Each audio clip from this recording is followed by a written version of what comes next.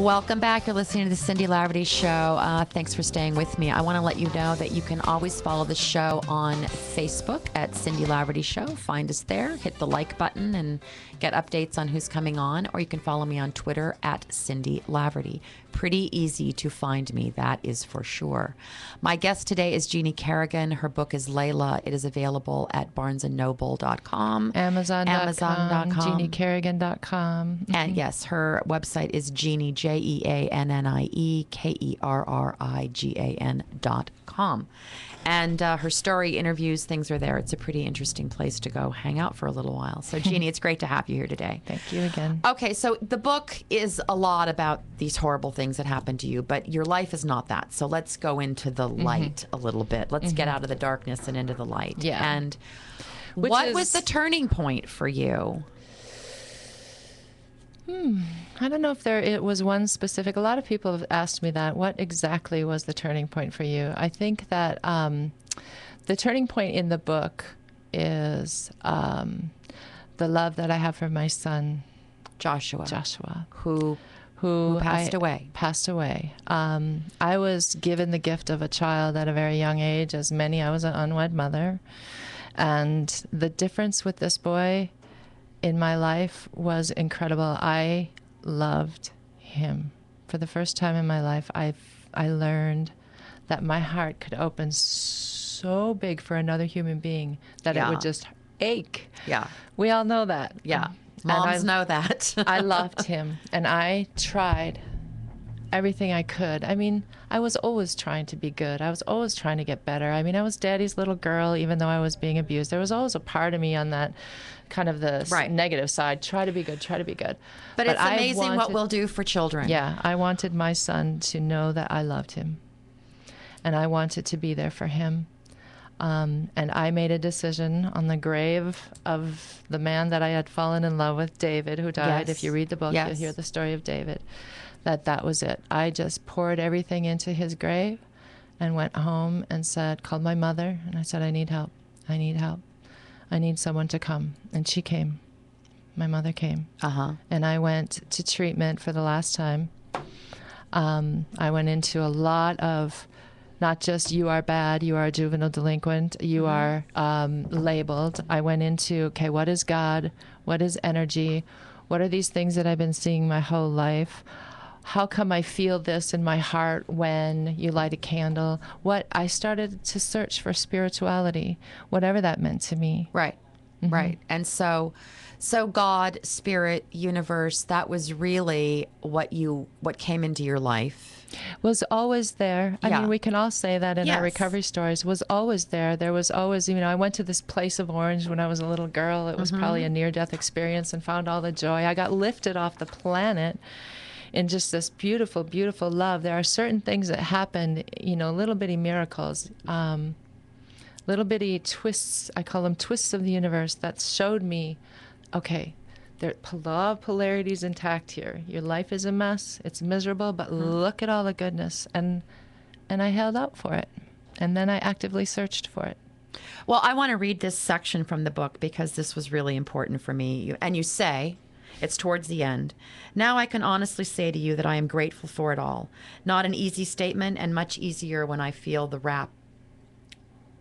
In between the raps, I have failures, flaws, dishonesty, hiding, avoiding, but not because I am bad. Yeah. I reached an end, and the beginning was simply a shift, a step. Yeah. Of course, the guilt was dripping off me, leaving a trail of tears on the carpet, yet I felt hope.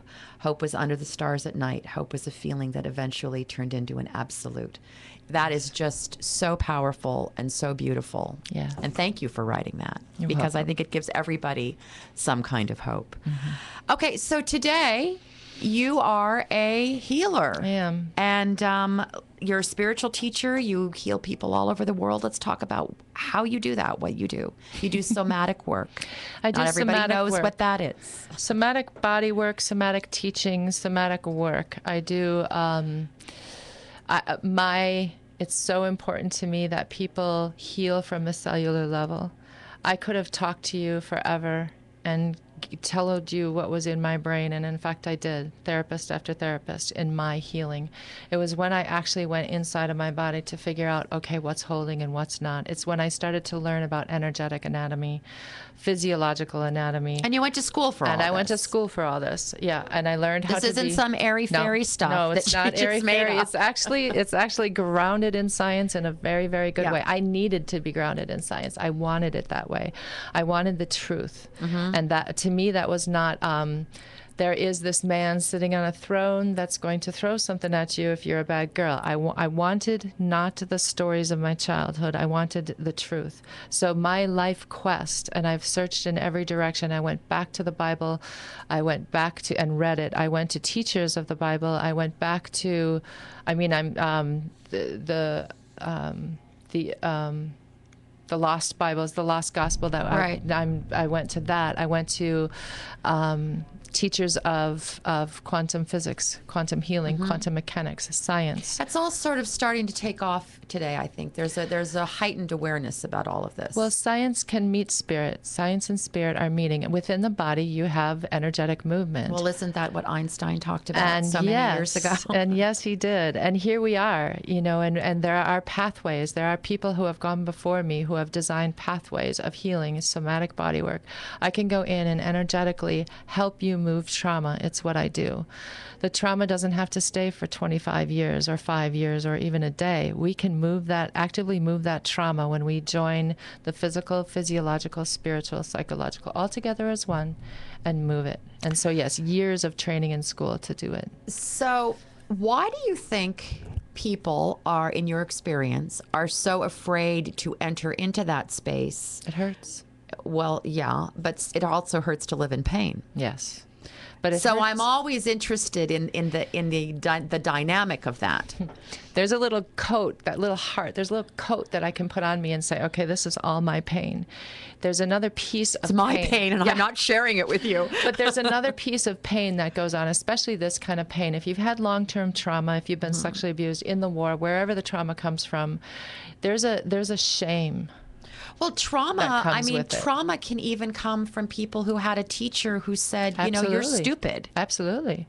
I mean, I was once told, you are so stupid in math, you can't do it. Right. To this day, you can't do math. I can't do math, although I'm starting to like numbers a little bit more. When we're developing as energetic beings, when we're 4, 5, 6, 7, 8, and that stuff comes in, it's real. If someone keeps coming at you and say, you can't, it's gone. You can't. That literally shifts on. If you look at the science and how things are moving and shifting and forming into an adult. Right. Yes, you can do harm.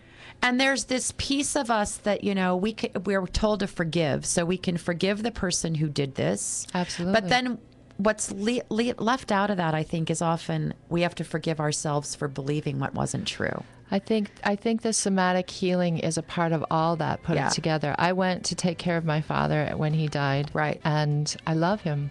That was a very healing thing for you. I did, in the book, for him. She talks about this. All right, I'll be right back with Jeannie Kerrigan. You're listening to Cindy Laverty's show. Stay with us. I found the perfect gift, and I want